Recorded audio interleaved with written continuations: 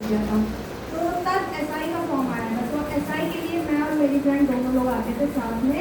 वो आती थी बछौरा साइड से और हम आते थे मौलाना से।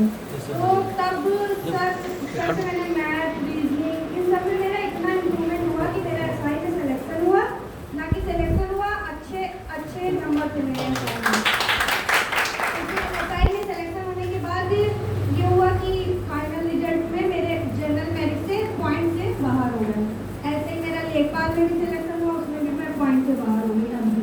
और ऐसे एनटीपीसी जब सबसे बड़ा था तो एनटीपीसी भी दिया था एक बार, एनटीपीसी जूनियर असिस्टेंट सब में लास्ट स्टेज से बाहर होने के बाद ये मेरी आखिरी में मेरी जब मैंने सारी उम्मीद छोड़ दी थी तब ये जॉब लगी है।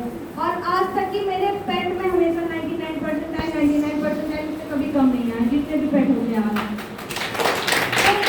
इसलिए कम हुआ क्योंकि आपकी जब मैथ रीजनिंग जीएस जब आप अच्छी होती है तो आप किसी भी कंपटीशन में बैठो। जरूरी नहीं है कि आप रेलवे या किसी एक की तैयारी करो तो उसी की, जिस भी कंपटीशन में जाओगे आपको फायदा ही होगा।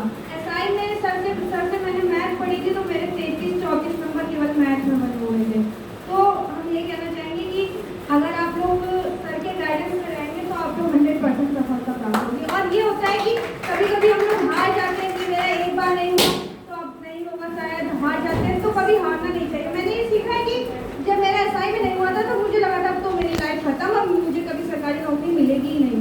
लेकिन फिर से स्टार्ट किया, लेखपाल दिया, उसमें भी नहीं हुआ। फिर उसके बाद फिर से ये वैकेंसी आई।